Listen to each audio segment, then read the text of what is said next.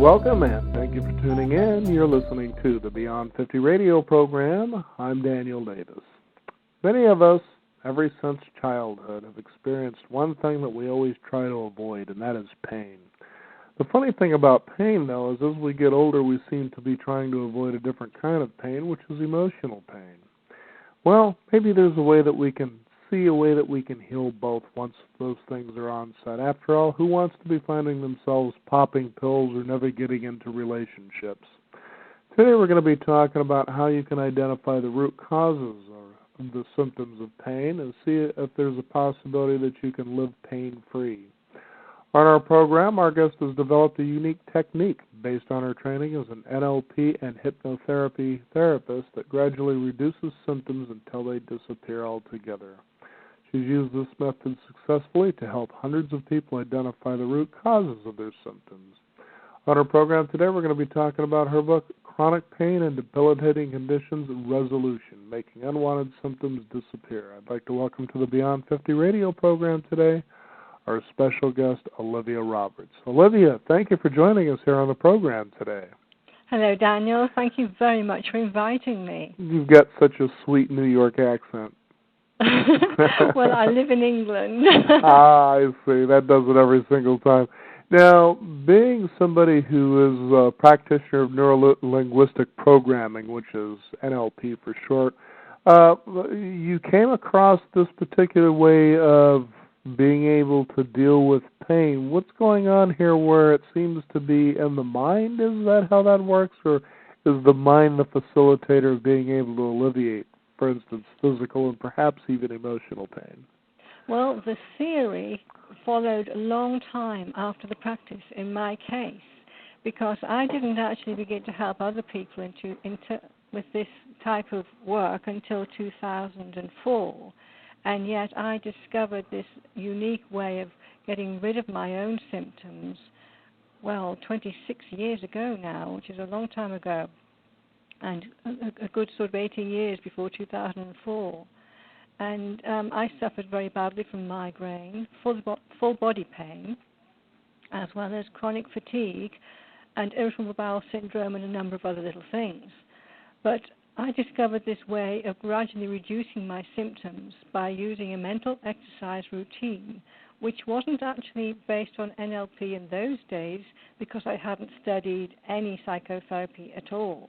I simply made it up. Mm-hmm. You just made up the pain? Is that what you're saying? No, I made up the method to get rid of all my pain. Oh, I see. Okay. Yes, and it wasn't until many years later that I studied NLP. And towards the end of the advanced course, I realized that if I could retrace the steps I had taken, I may be able to share with other people what I had done, and perhaps it might work for them too. Mm-hmm. And that is when I started to break down the steps and work out precisely how I had done it for myself. And then I began to ask for volunteers. And the first few volunteers came along actually all had migraine. And they discovered that it worked for them too, which was a bit of a miracle, really.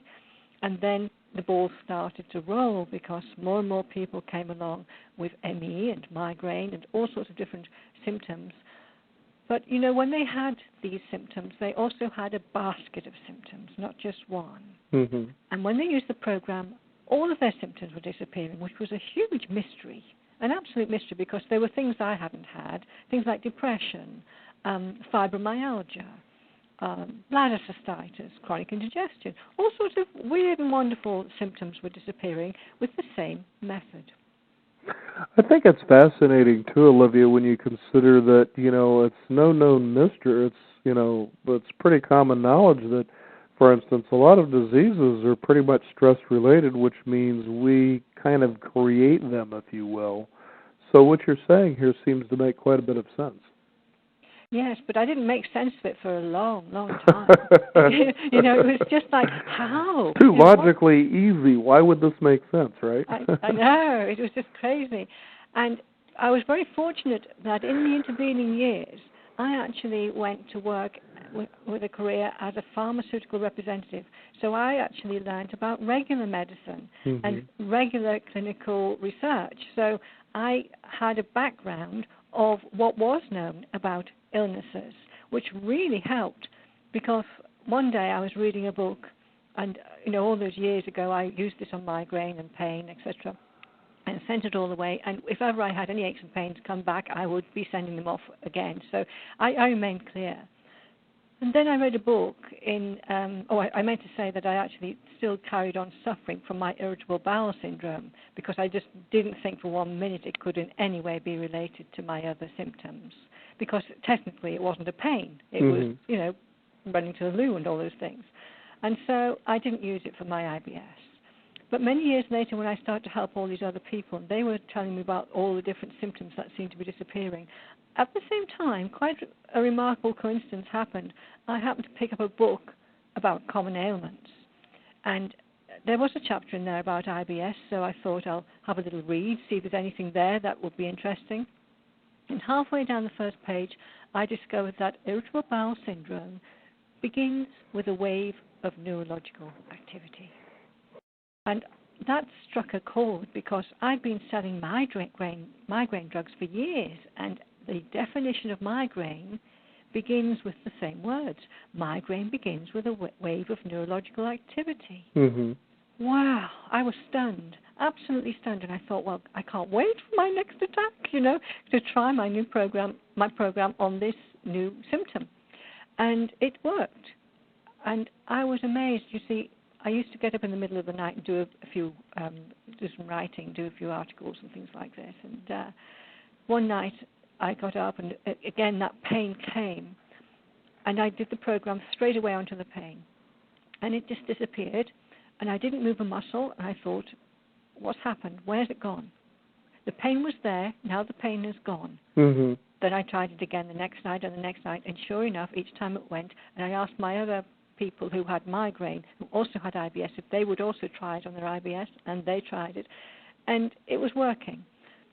And then the penny dropped. You see, the reason why I had no symptoms after the pain was because previously I'd always thought that the pain was caused by the diarrhea or the flatulence, but no, the pain was causing the other symptoms. Ah. Yes, now isn't that just like, whoa, moment? Mm-hmm. And of course, what caused the pain? It was the wave of neurological activity, and for the very first time, I realized that what that phrase meant was a wave of electricity. And I thought, if it's that strong, that is a blast of electricity. Mm-hmm. That searing pain of the migraine, that's what is causing it. It's the electricity coming down the nerves and firing off at the end of the nerves into the poor old tissue at the end. Then I realized that if you can generate electricity in the brain and it runs down one of the nerves to any part of your body, then why wouldn't it go to any part of the body? For some people, it might go to the lungs and give them asthma. For other people, it can go to the ears and give them Meniere's disease and, earache, vertigo, all those things. For other people, it goes to the sinuses and causes sinusitis. And for others, it causes chronic indigestion, and so on. You can see how that works? And backache itself is caused by these waves of neurological activity affecting the muscles of the back and making them tight. You see? Mm-hmm. And so gradually my theory of neurological wave syndrome developed, and this is when I started to realize what was physically causing so many symptoms. It was one common denominator, this wave of neurological activity. But then how did it link in to the way that we felt and, and stress and all of those things? So then I had to start to think about that. And after a while, I started to think about a sequence, because everything the body does is controlled by the subconscious part of the brain, the hidden part of the brain. Mm-hmm. And we know that it runs on little sequences because it has a menstrual cycle, it has a daily cycle, it has, a cycle of life indeed. When a woman gives birth to a baby, the whole of the birth is completely automated by the subconscious. Isn't that truly amazing? Yes. Isn't it? When you're subject to that and you're the mother, it's not very nice. But my goodness, the body just takes over the whole process and off it goes. into an automated system. And, of course, all of these things are kept in a sequence, in a little box somewhere in our subconscious. And sequences are so much part of the way that we learn things, like when we learn to walk and talk, and when we learn to drive a car. We gradually learn bits of the sequence, then we put them all together, don't we, eventually, so that we become able to drive the car automatically. Because once that sequence is in place, it can be automated, it can be put down into our subconscious. Mm-hmm. And then I thought, well, what else could be on the way, on the sequence, towards firing off the electricity? And of course, stress has got to be the obvious one. But people who had very happy lifestyles, there were people who came to me who had plenty of money, had a very happy life, lovely family, and very happy in their world, but they had migraine. Mm-hmm. And it doesn't make sense, you know. But then, when we began to work with them, we realized that there were three main problems. The first one seemed to be a habit of the nervous system. In other words, almost for no reason, it had developed a bad habit, and it didn't know how to get itself out of it. And so the first part of the program, which was sort of a very big negative feedback type of thing, is actually going to help break that nervous bad habit. And you can see how, indeed, negative feedback actually works when you think about that. But I'll come back to that in a moment.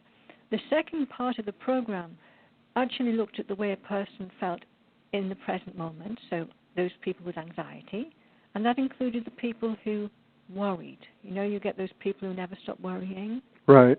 Yeah? And the other people who overanalyze everything. When they had a conversation with a friend, they think, did she mean this? Did she mean that? Why did she look like that? You know, they go over and over and over things. As well as the people who simply don't enjoy life. They hate going to Tesco's, hate Monday morning, hate doing this, hate doing that. You know, people who don't have a fun life. Isn't that amazing, too, when you think about it, that life is such a precious thing, and that you have, in my opinion, the arrogance to think that life is so bad. Yes. Well, how'd you like to just give your life to somebody else who would love to have the opportunity that you have to have an opinion that life is that bad? It's so true. It is so true. And it's such a shame. It's such a waste of a life, isn't it? And even if you've just got to go to the supermarket, why not enjoy it? Exactly. Yes. And the other thing that actually seemed to make a big difference was the effect of past experience.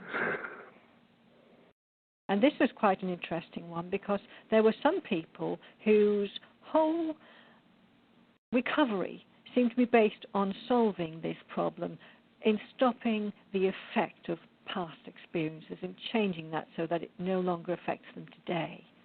And they may not be very nasty experiences, they could be just simply slightly unpleasant experiences. So it's not necessarily people who've had a terrible life. And so all in all, the program began to work in those three areas, and every person seemed to be a slightly different mix of all three. But learning how to do each one of these different parts of the program meant that the program became very successful. So, Olivia, as you've helped people to implement this program, has it been pretty consistent across the board in helping people, for instance, alleviate their pain, but then secondly, you know, really maybe if somebody or these people were using, you know, prescription or non-prescription drugs to, you know, alleviate their pain, did it help them to kind of get away from that as well? Very much so. The comforting thing was, because of the way the program worked, people could stay on their medication until they no longer needed it, which was a nice way of doing things.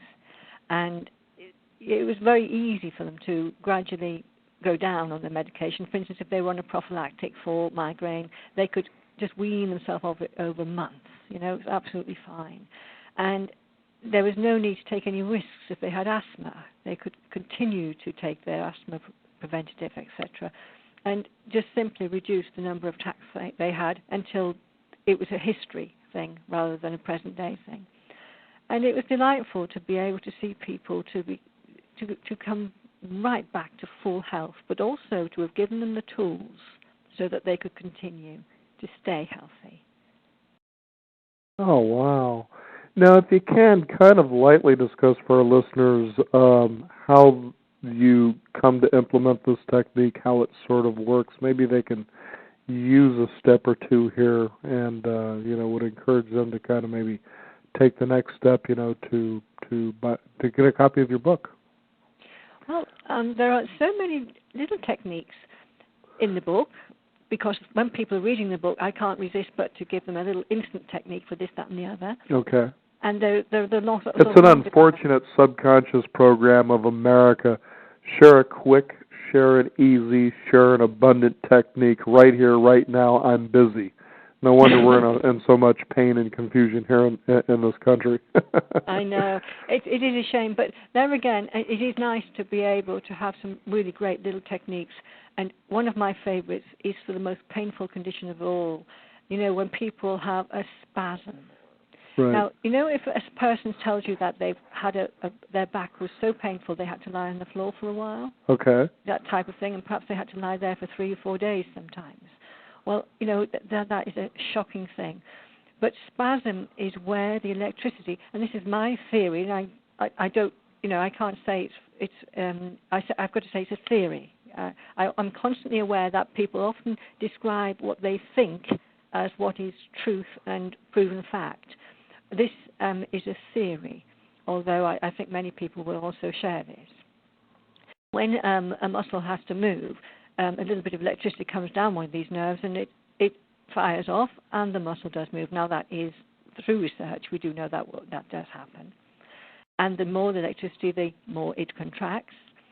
And so that's fine, but as long as the opposing muscle on the other side of the limb relaxes, then the limb will move in one direction. Mm-hmm. Now, on the back, that's also the case, that you have pairs of muscles all the way down the vertebra. Now, if for any reason the subconscious gets it wrong, and occasionally, of course, it does, and it sends the electricity down both sides at once, it pulls on both muscles either side, and whoa, that is the one. That's where it's insane pain. You're on the floor, can't move, paralyzed with pain. Yeah? Right. Now then, the great thing is you can get out of it, and this is the same for any spasm. It could be whiplash. It could be where your leg goes into spasm after you've fallen earlier in the day. It could be any type of spasm. You simply turn on and off your electrical switches constantly for half an hour, and that means, let me describe how to turn them on and off. If you had a spasm in your hand, and you wanted to turn the electricity on and off, pretend you're squeezing an orange to see if it's ripe. Mm-hmm. It's just a little squeeze. There you are. That's on when you squeezed it, off when it comes off. You see? That's a little squeeze. And we use a lot of them in resolution magic to regulate the electrics, as I call it. Now, if you squeeze on and off both sides of your back equally, and it just, gently but equally for the best part of half an hour, then stop. Then you can probably get up. It's gone. Wow. Yeah, it is absolutely wonderful. I do hope lots of people tell all their friends about this one. And then you might walk about a bit gingerly, of course, and you walk about a bit wondering if you're going to get away with it. And suddenly it starts to come back. Well, you stop. You then do it again. Mm-hmm. You just do this little squeeze again for another 5 minutes. Look at the clock because you can't tell. Then you set off again, and if it starts up again, then stop. Do it again, another 5 minutes. But the chances are, after that, you will not have another reoccurrence. You have regulated your electrics, and now the subconscious has reset, and you'll be fine. And that could save you hours and hours and hours of agony. I was just thinking, Olivia, this just came to mind that one of the types of pain, migraines, they're pretty terrible. This having back pain that puts you to the floor is pretty terrible. But tooth pain, oh my goodness, I don't know. I mean, those others are pretty bad. And they're somewhat manageable, it almost seems like in retrospect. And I think it's amazing that we can remember the pain, but we just can't remember what it felt like. Just like when you're suffering from it, you can't remember what it felt like to feel good. But talk about tooth pain. Has this been something you've been able to address through this practice? Well, I'm glad you brought that up, because I don't know how about your listeners in America, but lots of my clients have had tooth pain this year. Well, you guys are one of the biggest consumers of chocolate over there, if I understand correctly. Well, the thing is, there's nothing wrong with their teeth. Yeah. They go to the dentist says, well, they're fine. They have x-rays, they have everything, and there's nothing going on. Mm-hmm. And their tooth pain even moves around their different teeth. Wow. Oh, yes. Yes, so a virus can do that. But the thing is, they're using the program. You see, they're using the program because is it a virus or is the virus triggering and altering our neurological waves? I don't know. But many of my clients have come to me with jaw pain, of some description, and it is just going down one of those nerves to the mandibles, and it could go the upper mandible, lower mandible, it could go any direction. But the funny thing is, when they start to use the program, because this is purely electrical, and they are stopping the subconscious, or they are encouraging the subconscious to stop, which is slightly different. We're actually, giving that negative feedback, so we're asking the subconscious to do the work. When it stops sending the electricity down that nerve, for a while it wonders whether or not it's okay to send it down a different nerve. So it might send it down any nerve of the body, a different nerve, and it could be your toe, it could be your hip, it could be anywhere at all, So what happens is the people are doing the program on their tooth pain, and suddenly it goes to their hip, they go right back down to the hip. They do it on the hip, it goes right back up to their tooth. Wow. And that's when you know it's electrical. It's acting like electricity. And again, we go back through the sequence. What is causing that? And many of my clients will tell stories about how they looked at the way they were anxious when they overanalyzed the conversation they just had with their daughter on the telephone, or they feel anxious when they walk into a supermarket, or just everyday things. And then they probably have a few past experiences, including dental work, where there was pain involved, yes? Mm-hmm. And we solve, if you like, all of those effects so that the pain stops. And that's how it works. So jaw pain and tooth pain are often a phantom pain, and there's nothing actually wrong. Mm. Isn't that amazing? Olivia, I was just thinking, because you've had more than 50 fascinating histories that are presented here in this book, give us one that was really unique from the perspective of the thought experience that created the pain, if that's possible. Well, one of the most extraordinary cases I have had was a lady called Tracy, and she wouldn't mind me telling you her story because she's actually recorded it. She had a recorded interview. And when it was her mother actually asked me if I could help her because she'd been in pain for many years, about 3 or 4 years. She'd actually been in constant pain. It was severe pain and a severe backache and migraine. Now, when I went to see her, she told me all about her history. She had been in the forces in the RAF, and she had had a small tumor on the rib, which she had the operation, and the operation was successful, and afterwards she was fine and she went home and it was successful. But the pain kept coming back and kept coming back stronger and stronger afterwards. And each time she would step up on the medication. Now this carried on so that during that first year after the operation, she became debilitated by it. Wow. The medication couldn't cope and she was discharged from the forces. So she was actually a keep fit type instructor person, so she kept on doing this physical exercise as much as she could because she felt as though it helped her cope with this pain. But it carried on, and she was unable to cope with the pain quite often, but she just worked through it as best she could and just did what she could. And all the time, a family are really distressed about this. And then she doesn't know what happened, but we can guess, but she doesn't know what happened. Her car went into a tree. She was driving home, and it went into a tree now, as if her life wasn't bad enough. So she ended up in hospital, and when she came out of hospital, she was then having fits. She had 3 grand mal in the early days, and then that was followed by frequent petit mal. And at the time that I saw her, she was having 2 petit mal a week. Okay, so that was on average. So It was not good. But she began the program, and actually, she didn't mention the epilepsy to me when we spoke at first. We were just talking about the pain, but she got cracking on the pain, and she worked really, really hard with the program. And slowly, because it does take time, she gradually reduced the migraine, because we started at the top of the head and worked all the way down the back. And over 3 to 6 months, she got the pain down to next to nothing, and she was fine. And I said to her, now, how's your life? How are you going to get back to work? And she told me about these fits. And so we began to use a different type of exercise, mental exercise, for the fits, because she had no warning. She could only do things retrospectively. Mm-hmm. And I didn't really have much hope. I didn't think the program would work for it. But it did. And immediately it went to 1 fit a week, then it went to 1 every 3 weeks, and then within a year she was driving again. She had it, after a year's clear, she was driving again. And she's now driving, and she has no problems at all. So she's very, very lucky that the program worked. We didn't know it was going to work, but it was the most extraordinary case that I ever had. Wow.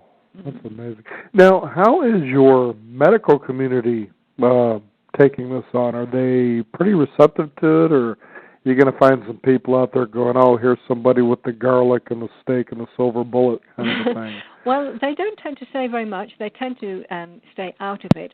The problem with our medical people here is legislation. They find that's usual, yes. Yeah, they find it very difficult to ever recommend anything that hasn't been through trials, the NICE trials. So, unfortunately, even if they believed in it, they may not recommend it.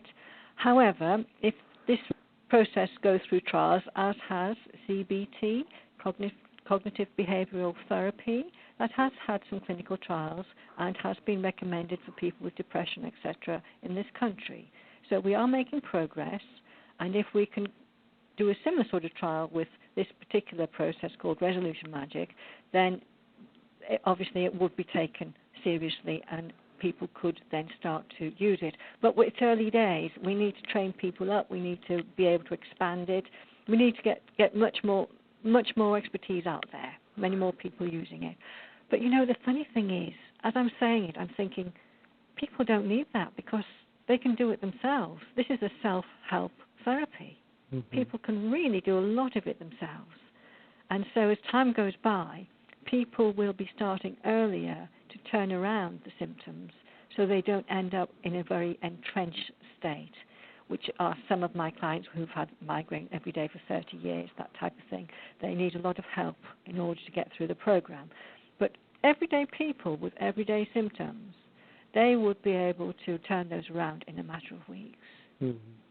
Now, Olivia, one of the things that, I guess could be a concern is that, the body, of course, experiences pain in some cases due to the fact that when you say these are symptoms, for instance, the migraine, headache, or the backache, that there might be a deeper root cause that could be a severe thing, jump into the big bridge here of, for instance, you might have cancer or it could be those things that trigger pain. Now, because this seems to be one of those things that treats symptoms, as you're talking about, would that be kind of a concern for people that, this alarm's going off and you're treating the pain, and that's nice, but what if there's something deeper, or does that go to that deeper thing? Well, part and part, really, because I always ask people to consult every new symptom with their doctor to make sure that everything is okay. Okay. And usually they have, very much so, because they've been on a trail looking for answers. So they do like an MRI and a typical thing. They say, no, basically you're suffering pain. We can't figure it out because we can't really find anything, in other words. That's right. Okay. Yeah. And even if they put a label on it like MS or anything like that, they can still use this program to see how far they can get with it, because this program actually does no harm if it does no good, which is a great asset, because after being in pharmaceuticals, I was never able to say that then. No, you got to love something. If it doesn't work, then it's not hurting you either. So. I think that's what makes it marvelous. And there was a thought that occurred to me, especially as you were describing this unique case. And what was funny was when you think about us going back thousands of years, whereas there were pain treatments that were probably taken from nature, and there were the concoctions that were created, but how we learned to live with pain, thousands and hundreds of thousands of years ago. Not that there seemed to be a whole lot of books on it, but that we were able to do that. And nowadays we've gotten to a point where when something like that occurs, we sort of turn it over to something that is outside of ourselves.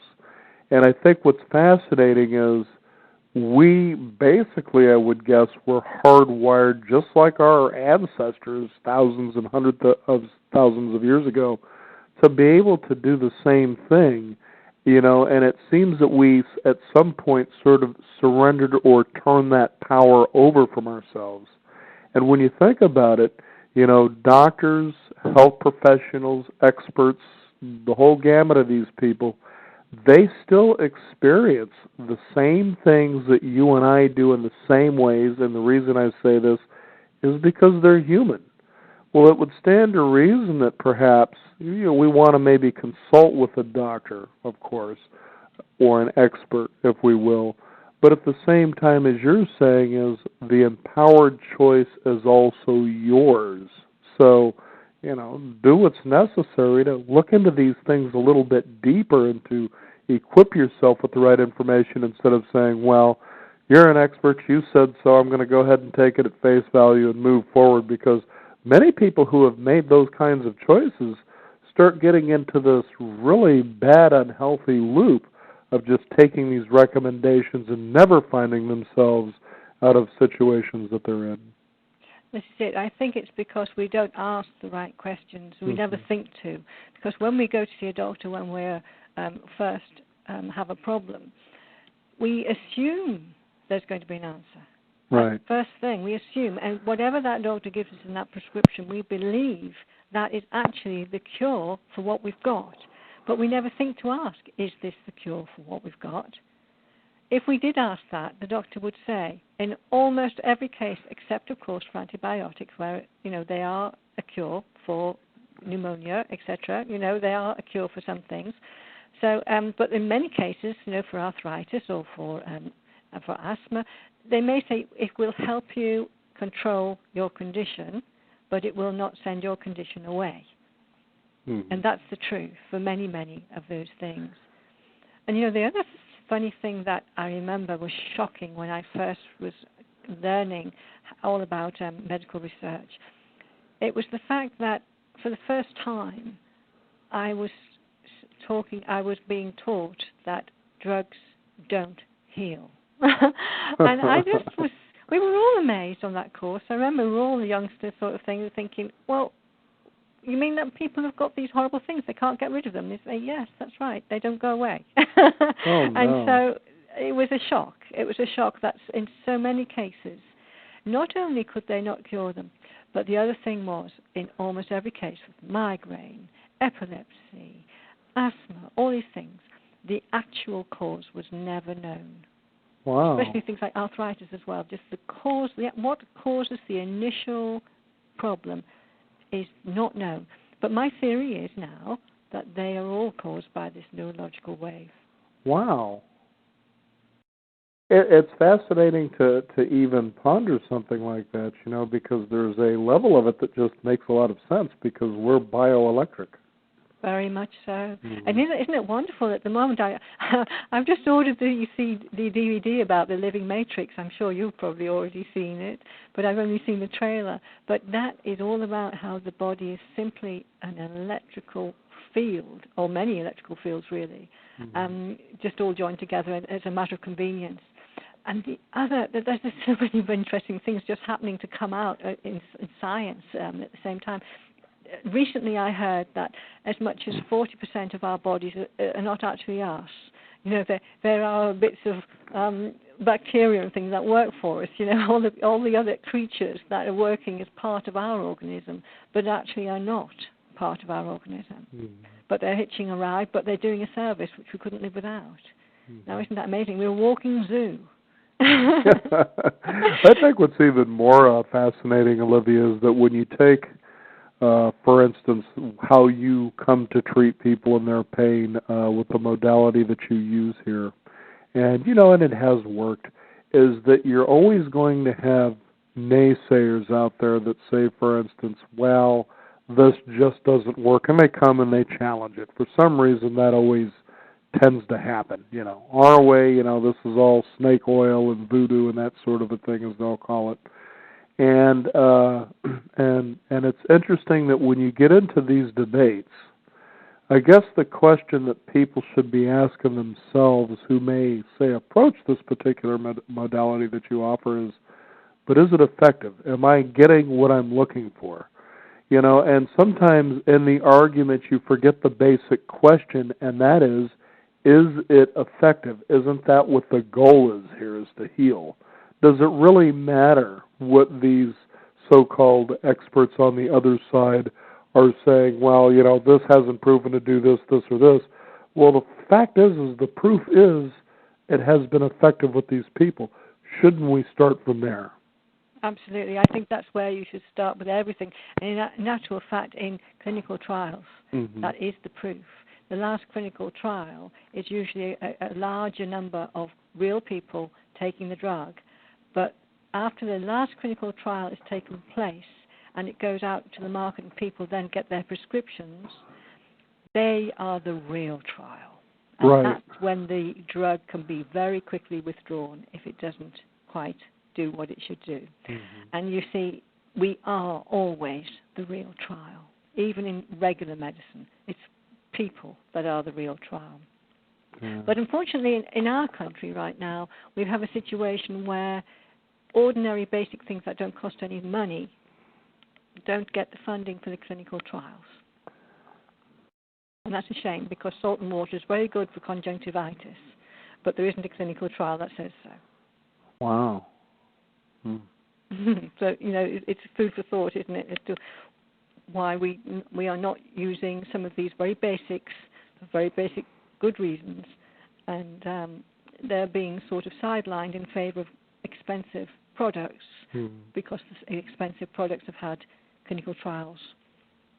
Don't we find that funny how it sort of rears itself as to say, we'll find the money and the time to produce trials to see if this will work. Yet, when you take a look at something you're suggesting, well, we just don't have the funding for that. It seems pretty selective, doesn't it? Well, it is selective because that funding comes from the pharmaceutical company whose job it is to sell the product, and you can understand that. But in the old days, we used to have an awful lot of these clinical trials going on in universities, because they could just get a PhD funding from different sources without having to go to the pharmaceutical company for their money. Whereas that has all dried up really now, and you don't get so many opportunities to actually do a clinical trial on something which is as free as fresh air. And so that can be a little bit of a problem for humanity, certainly for UK. It certainly is. But it's going to be the same the world over. If you've got to do a clinical trial, it costs money. Therefore, the product you produce has to then pay back. Of course. Olivia, it certainly seems to be an interesting road, but I think with today's ability to access information, more and more people, it seems encouraging, are beginning to take more self-responsibility, which is what I think we should have probably been doing this whole time. Yes, it's a shame I'm sure I wasn't the first person to use some system like this in history. But luckily now, we do have the Internet. We do have a better way of sharing all of this information. And perhaps this is the time that we can share it. Because as I've sort of written my book, I'm sure others have written their book about how they did it. And if we read them all, sooner or later, we're going to be able to change the way humanity thinks about illness. Well, I believe that's really occurring on a pretty quantum level, as it seems. And people are feeling more and more encouraged that, maybe we don't have to continue to stick with these old ways because, it's unfortunate. I began to find what I see as interesting, as you mentioned pharmaceuticals, is that I don't know how it is in Europe and in Britain, England, but when we tend to see commercials here in the United States is that there is this unknown, I guess, ailment that you have. It could be everything from erectile dysfunction to, I don't know, just you can name the sickness or the thing that they're suggesting that you might have. I mean, this is something you might be. They give you a list of general symptoms that may cause or be this thing that you have. Then they give you a suggestion on a solution. It's usually something that you drink or you pop. But what I've been finding interesting is that more and more over the last several years is now they're listing all these potential side effects from these drugs, and I'm starting to think, wait, how is it that they eliminate or potentially eliminate this one thing that we may or may not have known that we've had, but yet now we gain a list of these other things? Why would we want that? Yes, exactly. I'm curious, was it the law that made them say this is possible, or is it something they figure, well, maybe all these things won't outweigh the thing you're trying to get rid of? I don't know. It kind of confuses me. I think that's what they're betting on, because they have to put those things in. They do, okay. No way they will put them in voluntarily. Why would they? Yes. Well, because I didn't remember it before. I remember, back in the 80s with the song by The Who where there were these people that looked like they were in their 50s to 60s standing on a cliff looking out over the ocean, and it's this, but... and it could liberate you, I guess, was the feeling of the whole commercial. But the fact is I didn't remember the long list of potential symptoms that carried from you actually using the product.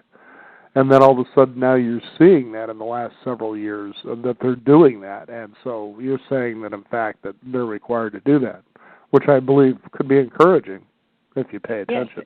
Yes, because people then can actually see what, the downside of actually taking that particular drug. Mm-hmm. Absolutely. And so they should. Whereas in your case, Olivia, just try this. If it doesn't work, it's not going to have a residue or anything. You don't have any side effects. There's no adverse side effects. But see, the beauty, too, is when you suggest that people go this particular route, which is to free yourself from chronic pain and debilitating conditions. The title of your book is that, what if, and as you've been stating, it has worked, but it can also take you to a whole new level. But if it doesn't work, your side effects are still going to be, well, you still have the pain that you had when you started, so maybe there's another choice you need to make. Yes, that's a possibility. Absolutely true. But I think the book also, if a person should read the book all the way through, they would see illness in a completely different light. Sure. All of the case histories and all of they will follow my pathway, how I eventually came to my theories, which are just theories of what is causing the pain and how these sequences are formed. And perhaps then they would then begin to understand really where and how they can work and change their history, if you like, the effects of their past history, and also the way they feel in the present day. And even if they only take just one little thing from the book, like how to stop worrying, I've got to tell you that when I used to go and see GPs, they often used to say things to me like, if you could stop people worrying, you would stop them becoming ill. Right. That was GPs. They could see that pattern in many, many people. The pattern was the lady came to see them and she had some sort of neurological condition of some description, migraine, IBS, ME, whatever it was. And going further and further into it, quite often there would be a point where somebody somewhere would say, if only she didn't worry all the time, then suddenly the story comes out. She worries all the time, always has done for 50 years, never stopped worrying. Goodness gracious. Worry about, and then he then thinks, there's another one. You see? He sees right. These GPs do see patterns. Human beings see patterns. We're always looking for patterns. And so if people just learn that simple technique in the book, how to stop worrying, that would be so beneficial for their lives and their family.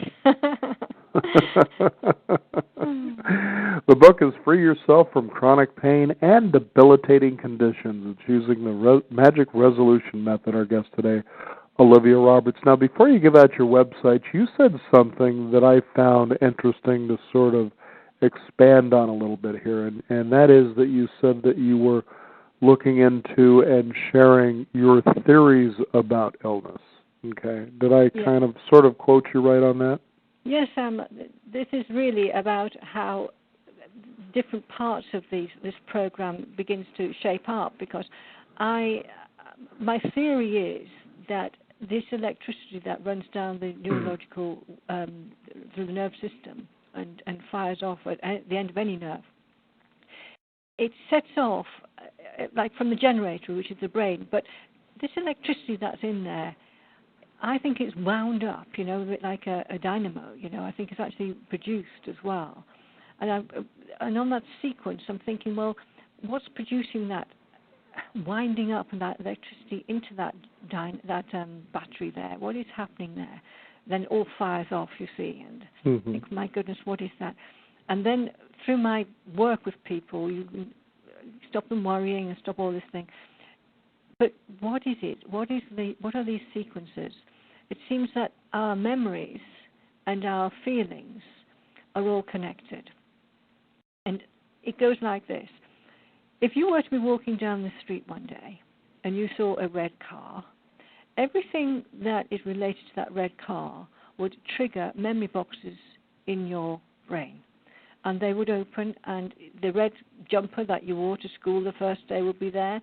There would be the color of the red clown that you saw in the circus who frightened you when you thought he was going to pour water over you and there wasn't any water in the bucket.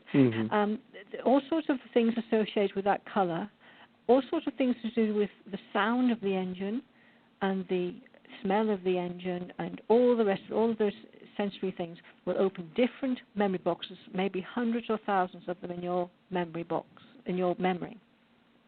As they open, each one opens for a fraction of a second, but only a tiny fragment of the feeling of each box comes out. And that gives you the overall feelings blend from all of those memories. So, if you like, you'll have a mix of feelings, and mostly they'll be fine. But supposing you had in that memory box a time when, you were nearly killed, and at that time you were on a swing and the swing was red, and you got on the swing, and as you were going up and down you fell off of it, and you really did fall from a high position and you almost died. Right. Now, that memory box would open too. And oh my goodness, that's going to make you feel very unsafe. But you're only walking down the street, you're only walking down the street. Yeah, you're walking by a park, there happens to be a red swing, but you see it, but you don't think much about it, and then all of a sudden you have a migraine headache. Absolutely. This is it. This is the effects of past experience on our everyday feelings, not just the really bad ones. The everyday, the way we feel at any moment in time is an accumulation of all of our experiences, just giving us that hunch, that instinct, that intuition, that feeling, that just the feeling itself. And it doesn't come from nowhere. It comes from all of these different boxes. And that's why, if we work on them, we can change our confidence level. Yes, we can change the way we feel about anything that we're going to do by simply going back to these memory boxes, popping inside, and changing the way they feel. And that's the art of changing the way they feel with resolution magic. We actually go into the memory boxes, do the simplest little process, which is so much fun, and you don't have to relive all the horror or anything like that. And then it's done, and then you move on. And so those memory boxes are critical in this program. I agree.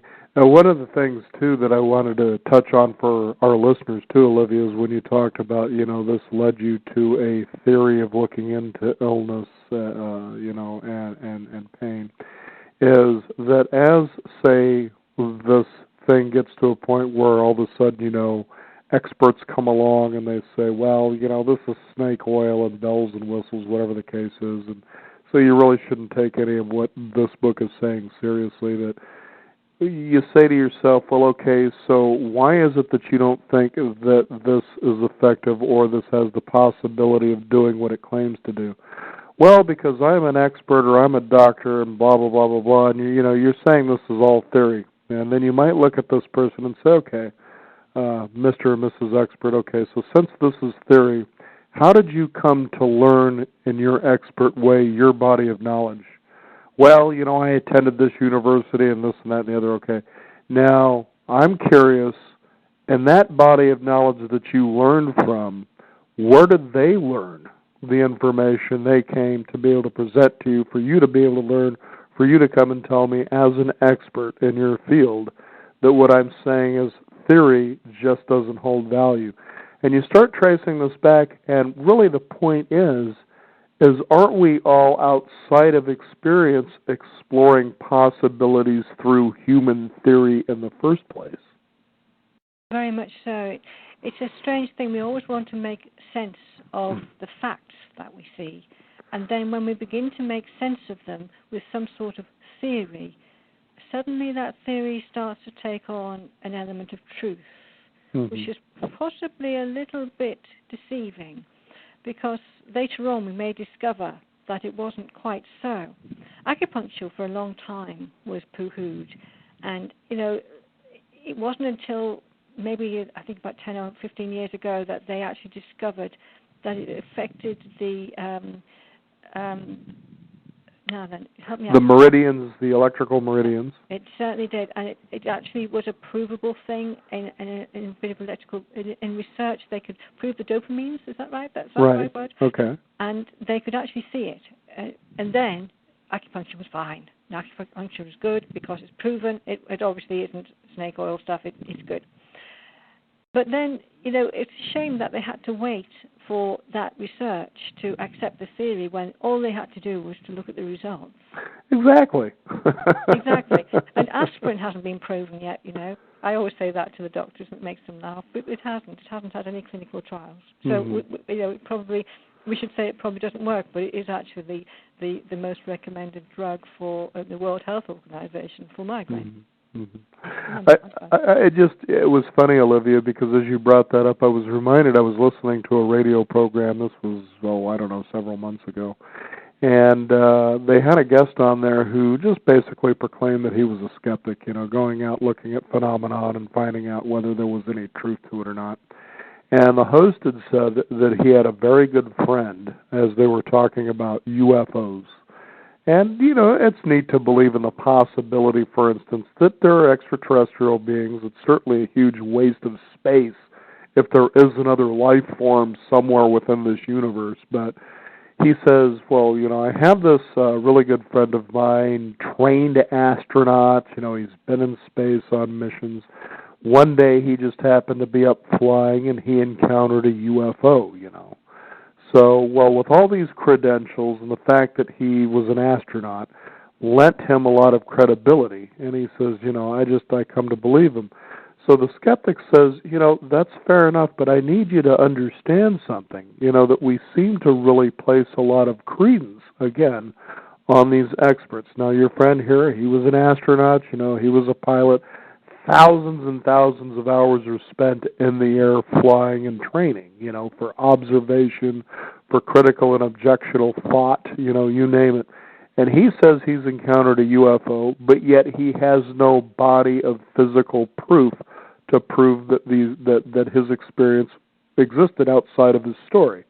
He says, now take a look. Me, you, any slew of human beings, we still experience the same things as humans, even once you remove the credentials, as I was suggesting earlier. And he says, but yet this guy has no body of proof. And he says, now look, I'm a skeptic. That's what I do. Now, if I leave tonight and I go home and I happen to go out into my backyard and there just happens to be a UFO, and in fact, a little green man comes out of the UFO, comes up and hugs me, a guy like me, jumps back in his ship and takes off. And I go, now this is me talking here, and I go and tell everybody, hey, this actually happened to me sincerely, this is my story, and I had no physical body of proof, I wouldn't expect anybody to believe me either. And it just goes to show, as I listened to that, I thought, how come we pay so much credence to experts? Because they spent more time in an area, in a field of study, and coming to know something than we have? Is that what it is, that we just simply owe them the courtesy and the grace of their opinion about something? It really gets you to really take a look. And that's why when you had brought up your theories, for instance, I thought, well, you've spent a lot of time in this area exploring this. Why not give you the credence, of the benefit of the doubt like you would give somebody else? Well, that's a very, very generous offer. I like to be generous on our program. It's Beyond 50, like we said, life is too valuable to waste. But, the other thing is that we've got to look at the two sides. The first one is, what happened to give those consultants such power? Mm-hmm. I'm talking about medical consultants here. And we're talking about medical consultants going back, 50 years, when they were total gods. And it was an erroneous thing, because unfortunately they weren't. They didn't know very much more than they do now, less than they do now. And they will openly admit now that they have no cure for migraine, et cetera, et cetera. Someone will go along and see these consultants and they'll say, you can try this drug and see if it reduces the incidence of your condition or whatever. But they won't. They know what their own track record is. And many of them, but not all of them, many of them are now honest with their clients, and they say, you can try A, B, C, D, but the chances are none of these will take the migraine away completely. Mm-hmm. They will say that now. Whereas in years gone by, you simply did as you were told. Right, and you trusted. And you had this dreadful Victorian attitude imprinted upon you from birth that your body was nothing to do with you. You get to the doctors, Right. And then there's the other side of the coin, where people who have no experience of conventional wisdom will think right outside of the box, and then you'll get something entirely different and new and completely in a different direction. And they will be, for a long time, outside of convention. They really will. Mm-hmm. And that's where we are. We are outside of the normality at the moment. 90% of the people in Britain today will assume that the doctor will cure all ills until they become ill. Right. And then they will realize that actually they're going to live with it or manage their pain. And that's when it hits home. And it's very sad, because it's a long, drawn-out process while they keep going from one consultant to the next before the penny actually drops that actually no one's going to be able to help them. And that's the situation. But people who are homeopaths and chiropractors and all sorts of different people who do different therapies are struggling to make it so that people can see their track record. And one of their biggest enemies is often themselves, because they don't keep good records. They don't count the numbers of people they treat. They don't do any follow-up calls. So they have no idea how effective they are. Mm-hmm. And that is a tragedy, because with that information, they could then start to build a body of evidence. And they ought to do it. Free yourself from chronic pain, debilitating conditions. Our guest today, Olivia Roberts. Quick question, as quickly as you can answer this. This does come from one of our guests here. Is it working for menstrual pain too? Yes, indeed. Yes, okay. It's a very strange phenomenon, menstrual pain. And if a person was to use the program, it's a simple half-minute mental exercise every 1 to 1.5 hours while the pain is there. And then you keep a record and notice month after month after month that the length of the duration of the pain, the intensity, will actually decrease and decrease and decrease month by month by month until it disappears. Wow. Fascinating. Free yourself from chronic pain and debilitating conditions. Olivia, please give out your website. People can find out more. Okay, it's www.resolutionmagic.com. Olivia Roberts, thank you for being on our program today. I feel better already. Thank you for joining us here on the program. Thank you so much for having me. I so enjoyed talking to you. And thank you, Daniel, for your wonderful comments. Thank you again. We want to thank you, the listeners out there, for tuning in. This is Beyond 50. Be sure to visit us at our website at beyond50radio.com. That is the number 50. We do have a free weekly e-newsletter and a wonderful blog where you can visit and catch the archive of this show and be able to download that link and share it with others as well. I'm Daniel Davis. Thank you for tuning in. This is the Beyond 50 radio program. Remember, live your day past halfway.